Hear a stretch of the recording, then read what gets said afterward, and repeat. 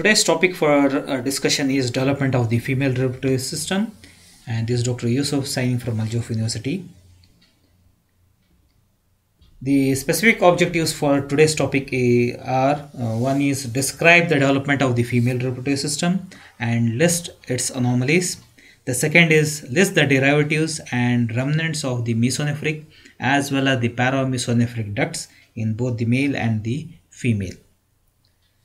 When we study the development of the female reproductive system, the most important primary organ for the female reproductive system is the ovary. So we'll first discuss the development of the ovary and then we'll go to the other organs.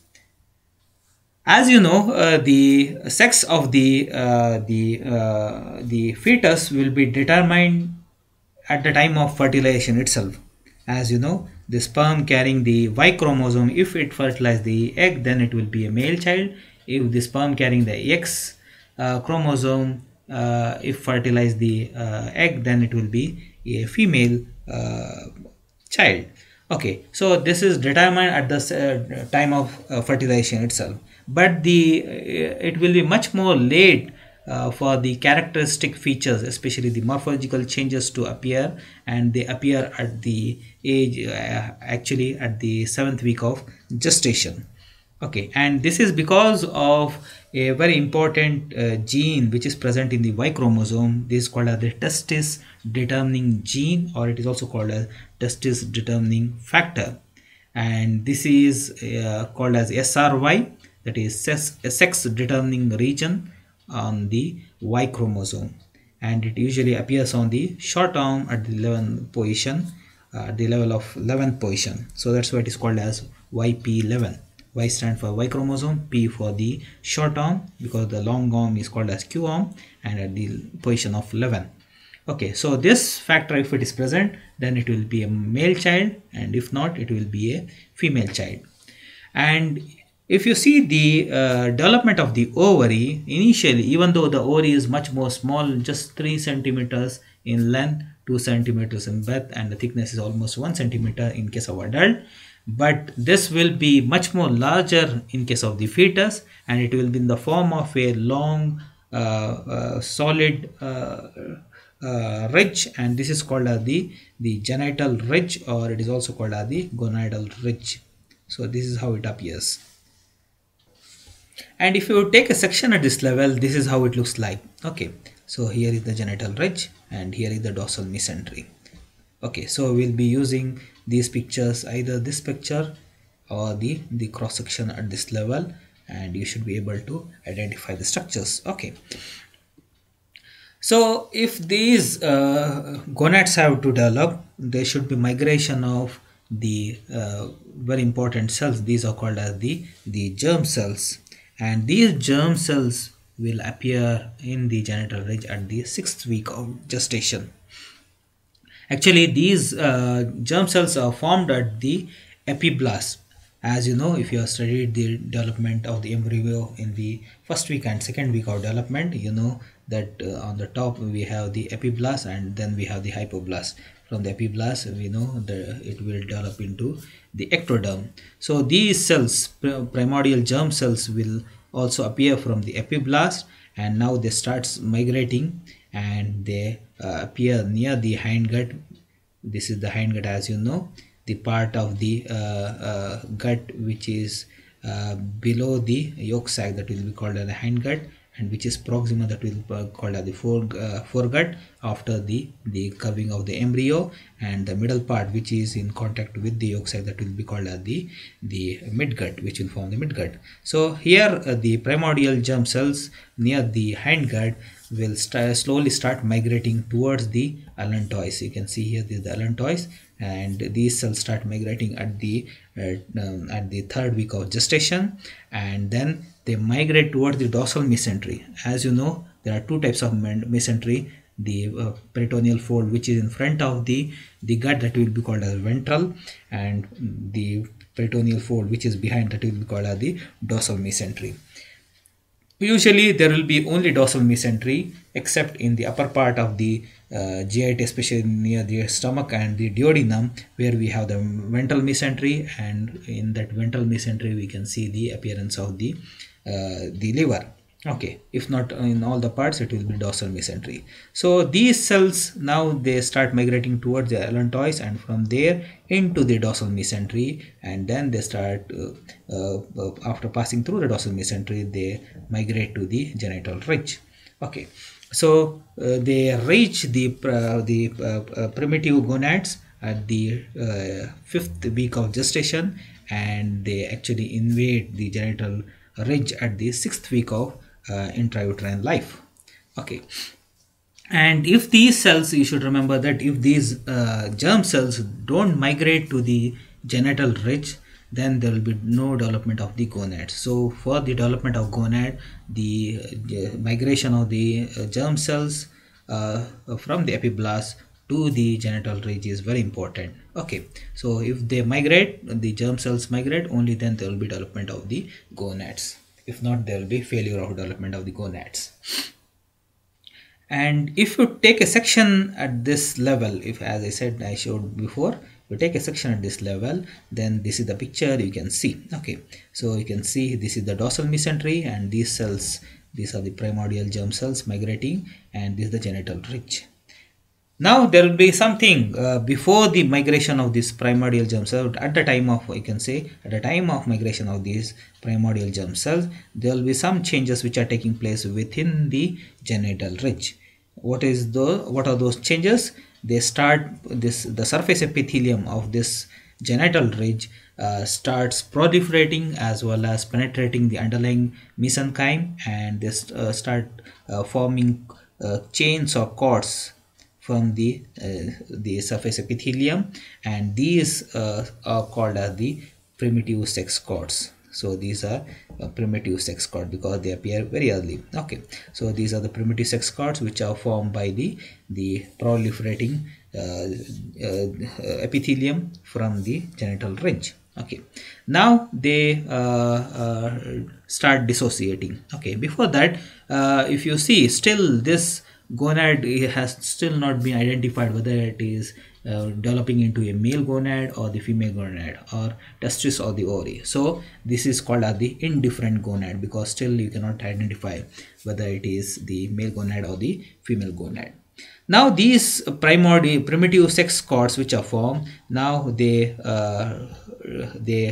actually get separated from the surface epithelium itself, and they dissociate and they form into clusters, and they migrate towards the medullary part, and then they later disappear, and this will be filled with the stroma, vascular stroma, and it forms the ovarian medulla. So this forms the medulla of the ovary. So medulla of the ovary is formed by the primitive sex cords which have migrated towards the ovary. Now what happens? Now the surface epithelia again for the second time it will start proliferating, and now it develops a second chain or the second generation of cords, and these will be called as the cortical cords. So these are the degenerating medullary cords which are from the primitive sex cords. So these have totally disappeared and they form the medulla. Now the cells of the surface epithelium again start proliferating and they form chains. Now these will be called as the cortical cords because they are coming from the cortex. Now these also get separated from the surface epithelium and they migrate and they they form clusters which proliferate and surround each oogonium, that is the primitive sex cells which have migrated. Now these will be covered by the cortical cords around the oogonium or the primitive sex cells, and they form something called as the follicles, and these will be called as the primordial follicles. As you know, the primordial follicles are the most undifferentiated follicles which are present in the cortex of the ovary, and later they change into primary, secondary and tertiary or the mature Graafian follicles. Okay, so this is how they start appearing, how the primordial follicles are formed. Now coming to something called as the descent of ovaries. As you know, The ovaries are initially formed in the abdomen, so they are abdominal structures, just like even the testis is in the abdomen. Okay, so later they start migrating or they descend towards the scrotum in case of the male and into the pelvis in case of the female. So that's why if you see the blood supply and the venous drainage, okay, if you see, and even the lymphatic drainage, it will be into the abdomen. Okay, this is because they are organs of the abdomen which have descended. So there will be descent of testis as well as descent of ovary. Okay, but the descent of ovaries is considered to be less descent because it will go up to the pelvis and it will remain in the pelvis. But in case of the male, the descent of the testis is into the pelvis and then from there into the scrotum. Okay, so this will be the descent. This is especially because of many factors, the abdominal pressure and other things. Apart from that, there is also a ligament which will be called as the gubernaculum in case of the male, and it is also called as the genital ligament in case of the female. Okay, and this descent of the ovaries is into the true pelvis. It will go up to the rim of the true pelvis. Okay, there is false pelvis as well as true pelvis, as you know. Okay, so if there are organs within the true pelvis, only then they are called as the pelvic organs. Okay, so this ovary will descend up to the rim of the true pelvis and then it will stay there.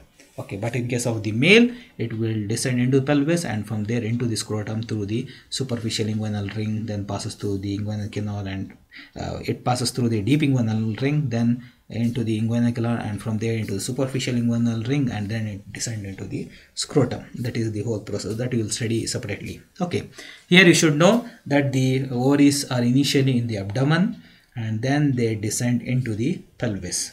Okay, so at that time some say that it is because of the intra-abdominal pressure as well as pull of the ligament. Okay, but others describe it as because it is a ligament, so it cannot pull because it is fibrous in nature. Okay, but still there is some ligament. Okay, it is in case of the female, it will be called as the genital ligament. Okay, and this genital ligament will have the cranial part, which will be called as the suspensory ligament of ovary. If you see here, this is the ovary which are descended into the pelvis. There will be a proximal part or the cranial part that will be called as the suspensory ligament of ovary, and then we have the caudal part, and this will be called as the ligament of ovary proper. If you see here also you can see ligament of ovary proper, and below the this uterus, this will be called as the round ligament of uterus. Very important ligament which will keep the uterus in its position, that is anteversion and anteflexion. Okay, this is called as the round ligament of the uterus. So this is the ligament which will be pulling, actually according to some, will be pulling the ovary or the testis into the pelvis. Okay, and in case of male, as I said, it will be called as gubernaculum. You will study it as a separate thing. Okay, so here this is the suspensory ligament, which is cranial part, and this is the ligament of ovary proper, and this continues as the round ligament of uterus. The round ligament, if you see here, this will pass through the superficial the deep inguinal ring from the abdomen, then passes through the inguinal canal and comes out to the superficial inguinal ring and goes up to the labia majora. Just like in case of the male, this will be the whole process through which the testis will be descending up to the scrotum. Okay, but in case of the female, the ovary will stay there, but the ligament will continue in the same process. Okay. Okay, so this is how the ovary will be descending, and it will be into the pelvis, and this remnants of that ligament will still remain as the round ligament, and this will be one of the content of the inguinal canal in case of the female. Okay, so this round ligament will be passing through the deep inguinal ring, inguinal canal, and comes out to the superficial inguinal ring, and its final attachment will be into the labia majora. Okay, So it is a very important ligament which will be there. Okay. Now coming to the after the descent of the ovary, now we have to know the development of the fallopian tubes, uterus as well as the cervix. So these are developed from something called as genital ducts. Genital ducts. There are two types of ducts which are in pairs. One is called as the mesonephric duct as well as the paramesonephric duct. Mesonephric duct is also called as the Wolffian duct. Okay, so this Wolffian duct or the mesonephric duct is the main duct which helps in the formation of the male reproductive organs. In case of the female, the paramesonephric, this is the paramesonephric duct, or also called as the Mullerian duct, which is the main organ which helps in the formation of the female reproductive organs. Okay. So the paramesonephric duct is the duct of female reproductive organs, as I said, and it will help in the formation of the remaining structures of the female reproductive system, like the fallopian tube, uterus, cervix, as well as even part of the vagina. We'll see which part. Okay. It develops as a longitudinal invagination of the epithelium of the urogenital ridge. If you see here, so this will appear initially as a longitudinal invagination of the epithelium of the urogenital ridge on either side, lateral to the mesonephric duct. Okay. The cranial part of this tube, that is the paramesonephric duct, okay, this will be opening into the abdominal cavity. As you know, part of the this part of the paramesonephric duct will form the fallopian tube, and the cranial part of this tube will be forming the infundibulum. As you know, the infundibulum of the fallopian tube will be opening into the peritoneal cavity, okay, which makes it open cavity. Okay, so this cranial part of the infundibulum opens into the abdominal cavity into the peritoneum. The caudal part, if you see here, initially it will be on the lateral side, on either side of the mesonephric duct, lateral to the mesonephric duct on either side. Then it crosses the mesonephric duct and it joins with the opposite paramesonephric duct at the center, and this will be helping in the formation of the uterine cavity.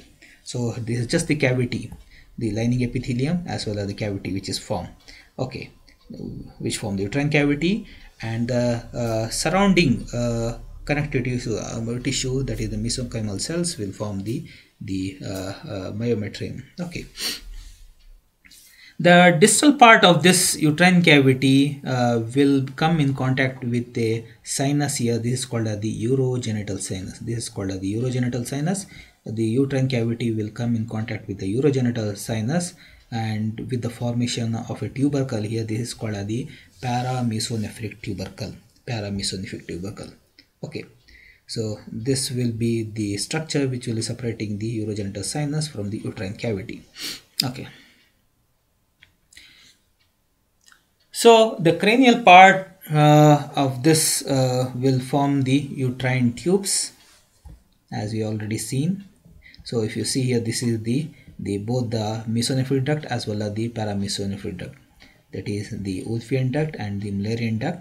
If you see these, the paramesonephric duct disappear in case of the male, and the mesonephric duct will remain. There is formation of testes, and this is the epididymis, then other structures, vas deferens and other structures. If you can see here, now the testes are descended into the scrotum, and you can see the testes, and this is the epididymis, and then you can see this is the vas deferens, or also called as ductus deferens, and other structures. Okay, so these are formed from the mesonephric duct.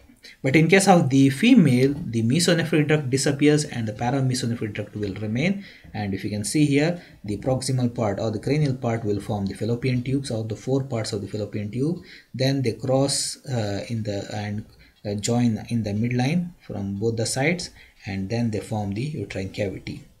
Okay, both the uterus, body of the uterus, as well as the cervix are formed from this fused part of the paramesonephric ducts.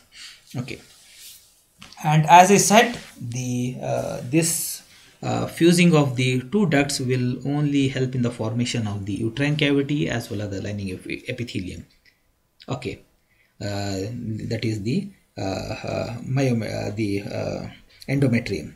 Then the myometrium will be formed by the surrounding mesenchymal cells, which modify themselves into muscular tissue, and they form the myometrium, which will be very thick. And outside that will be the thin layer of peritoneum, which will cover it, and that form the perimetrium. So all the three layers are formed now: endometrium, myometrium, as well as the perimetrium. Okay. And if you know that the peritoneum form the perimetrium, and then it also hangs on the fallopian tubes. Though now we can see here, these are the fallopian tubes which are formed, and this is the body which will fuse to form the body and the endometrium. Then the mesenchymal cells surround it as form the myometrium, and it is covered by peritoneum, that is called as the perimetrium. Now this same peritoneum also hangs on either side of these fallopian tubes, on the either side of the fallopian tubes, and that will form the broad ligament of the uterus. So this is how all the structures are formed from the paramesonephric duct. Okay. Now, what are the anomalies which are because of if the process goes somewhere, some slightly gets deviated from its normal route? So then it will lead to formation of something called as the double uterus and the double vagina. If you, as you have seen, the two fallopian the two paramesonephric ducts will join together to form the body, as well as the cervix, as well as the vagina. If this fusion is not complete properly, then it leads to formation of something called as the double uterus as well as the double vagina, because there is still no fusion, complete fusion. Okay. Then sometimes there might be complete fusion except a part which is proximal, then it leads to indentation near the fundus, and then this is how it can be seen. Okay. Sometimes there might be partial fusion, partial not fused properly. Then if it is fused properly in the vagina, there will be single vagina, and there are improper fusion at the body of the uterus, then it is double uterus here, two uterus, but say single vagina is there. Sometimes the same thing might be there, single vagina as well as the double uterus, but one uterus is communicating with the vagina, other is totally separated. Okay. So this is called as the bicornate uterus, and here one part of that will be again dissociating from the other part. So only one part of the uterus is communicating with the vagina. Sometimes the canalization of the uterus might not be complete, especially it might not be canalized, especially near the cervix, and that leads to a condition called a cervical atresia. Cervical atresia, where there is no canalization of the cervix part. Sometimes there might be atresia in the vagina also, especially in the distal part. The proximal part still has the communicating with the uterine cavity. So this proximal part of the vagina is also having cavity, but the distal part is totally fused. So it is called as the vaginal atresia, or the atresia of the vagina. So now we have to know how exactly this is formed, and we have to study the development of the vagina itself. If you see the development of the vagina, as you have seen that the most of the part of the uterus, body of the uterus as well as the cervix, is formed by the fusion of the two paramesonephric ducts. Okay, so the paramesonephric ducts reaches a cavity below this called as the urogenital sinus. Now between the cavity, the uterine cavity and the urogenital sinus, there will be formation of a small tubercle. This is called as the paramesonephric tubercle. Now it starts proliferating, and it develops into something called as the vaginal plate, or it is also called as the sino-vaginal bulb. Okay. So now these two cavities, uterine cavity as well as the urogenital sinus, get separated by a lot of proliferation at this vaginal plate, and it becomes larger and longer. Okay. Now later what happens is there will be canalization of this solid structure, that is the vaginal plate. Now it becomes like a tube. Okay, at the 5th month. Okay, then it develops into the proper vagina. Okay, The expansion of the vagina around the uterus leads to development of vaginal phonesis. So the uterus, the vagina, as it starts developing much more, and there will be invagination of the part of the cervix into the vagina, that leads to appearance of small spaces on either side as well as front and back. These are called as the phonesis. So these are the spaces between the wall of the vagina and the cervix. Okay, so there will be antiphonix, posteriphonix, lateral phonesis. Okay, this is because of the expansion of the vagina around the lower part of the cervix, or the invagination of the cervix into the vagina itself. Okay, so this is how the vagina is formed. Initially there will be no vagina, just the uterine cavity and the urogenital sinus. Then there will be formation of a tubercle called as the Paramesonephric tubercle, which proliferates in a lot of huge fashion. Then it leads to formation of something called as vaginal plate, or it is also called as the sinovaginal bulb. Okay, it will be a solid structure. Later there will be cannulation of this structure at the 5th month, and then it leads to formation of the vagina. So if you see in this picture the colors, if you observe these colors, so, and you can see the formation. This is the uterine cavity, urogenital sinus. Now here this tubercle is developing into a bulb, sinovaginal bulb. Then there will be cannulation. So if you see, the upper part of the vagina is developed from the fusion of the Paramesonephric duct, that is the uterine cavity. Okay, then the lower part of the vagina is formed by the urogenital sinus. So upper part of the vagina is formed from the Paramesonephric ducts. Okay, that is the uterine canal, and the lower part is formed by the urogenital sinus. So this is important, especially whenever you talk about the blood supply, venous drainage, as well as even the carcinomas, the lymphatic drainage. Okay, if you see here, the lumen of the vagina is communicating with the urogenital sinus, and in between there is a thin membrane. This is called as the hymen. Hymen is a very important structure which is between which is separating the vaginal cavity from the urogenital sinus, and this hymen is intact and it is broken at the time of first intersexual course. So this is how the virginity of the female are identified, by the intact hymen. Okay, and this is made up of epithelial lining of the sinus as well as thin layer of the vaginal cells, and it will be completely closed initially, and then there will be small opening formed at the time of perinatal life.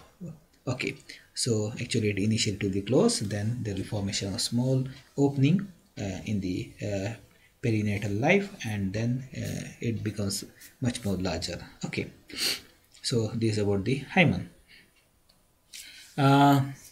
As you know that all the parts of the female reproductive system, especially the fallopian tubes, uterine cavity, the even the cervix as well as part of the vagina, are formed from the paramesonephric duct. So what happens? I said the mesonephric duct totally disappears. If you can see, this is the paramesonephric duct, which is from where all the fallopian tubes, uterine cavity, everything is formed.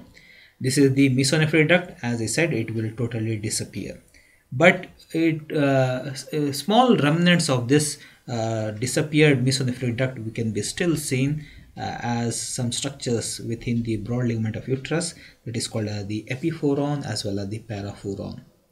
Okay, epiphoron and paraphoron are nothing but the remnants of the disappeared mesonephric duct in case of the female. Okay, similarly the whole duct will also disappear, this mesonephric duct, but sometimes it remains as a small thin structure, membranous or fibromembranous structure, that will be called the Gardner's duct, and sometimes even a small part of its opening into the vagina on the uterus can be seen as a small cyst, that will be called the Gardner's cyst. So Gardner's cyst as well as the Gardner duct is nothing but the remnant of the mesonephric duct, as well as even the epiphoron, paraphoron, which can be seen in the broad ligament of uterus, are also part of the the mesonephric duct. So these are some of the remnants of the mesonephric duct which will still remain in case of the female. Finally, coming to the development of the external genitalia. As you know that the secondary sex character in case of the female appear under the high influence of estrogen. Even the external genitalia is also properly developed under the high influence of the estrogen. Okay.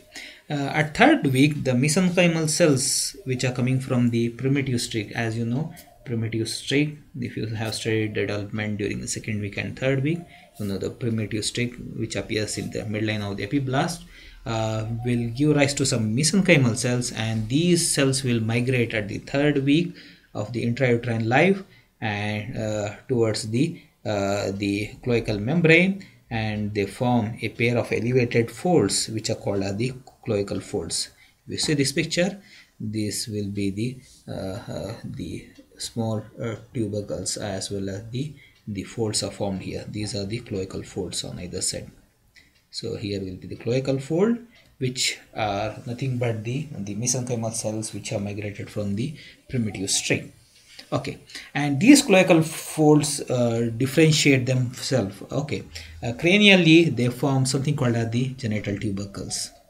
So at the cranial part they form something called as the genital tubercles. These genital tubercles will be will develop into a larger extent, and then it forms, in case of male, it forms in the formation of something called as the penis. But in case of the female, it will regress and it remains as a small remnant that will be called as the clitoris.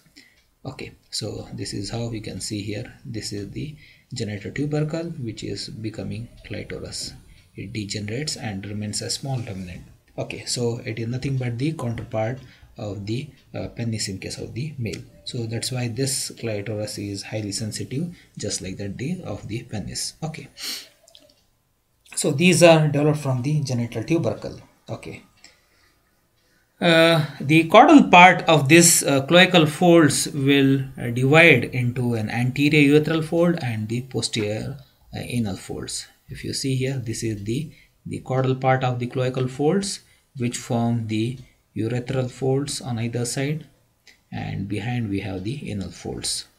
Okay, so the urethral folds will not fuse in case of the female, and they develop into labia minora. If you can see here, these urethral folds will form the labia minora and they don't fuse. But in case of the male, both the folds will fuse and they remain as the scrotal raphe as well as the raphe below the penis. Okay, so it forms a raphe because they fuse on either side.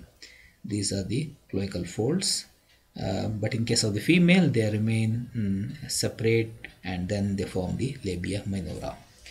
And then the remaining part of this cloacal folds behind, that will form the anal folds. Okay. Apart from this cloacal folds, there will be also appearance of something called as the genital swellings. These genital swellings are the folds of the connective tissue develop around the urethral folds. If you can see in this picture.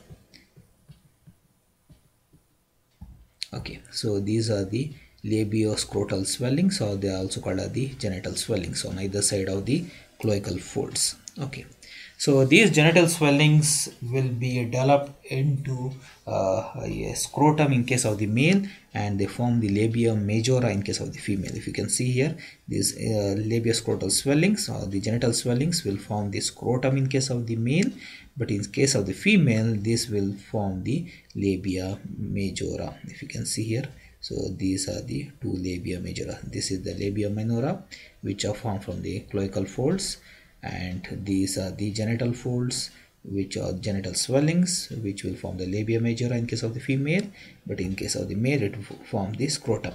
Okay. Okay. And because the cloacal folds don't fuse in case of the female, so they form something called as vestibule. Vestibules means opening. Okay, so the urogenital groove is open in case of the female and form the vestibule, if you can see here. So here urogenital region remains open and this forms openings. These are called as the vestibule. Okay, now finally coming to the derivatives of the mesonephric duct as well as the paramesonephric duct, both in case of the male and the female. Okay, so these are the structures which are formed in male and female. The paramesonephric duct, that is the main duct which developed into most of the organs in case of the female. So what are the structures formed from the paramesonephric duct?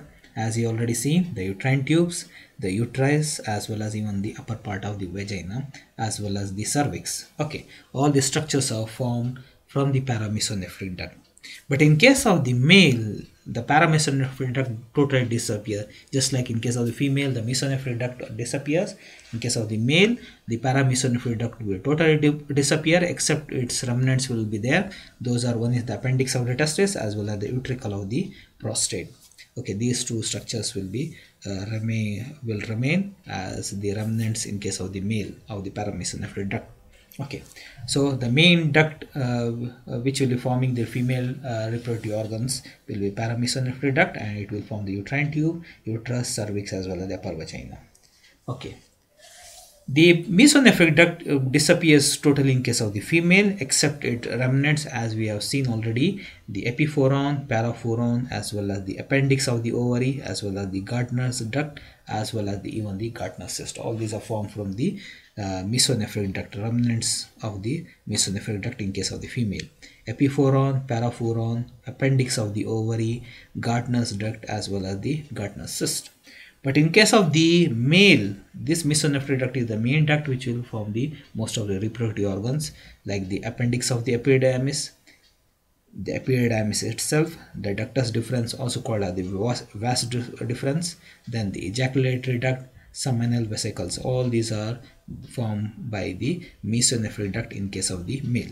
Okay, so these are some of the remnants of the mesonephric duct as well as the paramesonephric duct, both in case of the male and the female. So these are my references, and most of the pictures are taken from this book as well as some from the internet, and I thank all of them for these pictures. So if you have any doubts regarding this, you can write to me and I will try to answer. Thank you very much.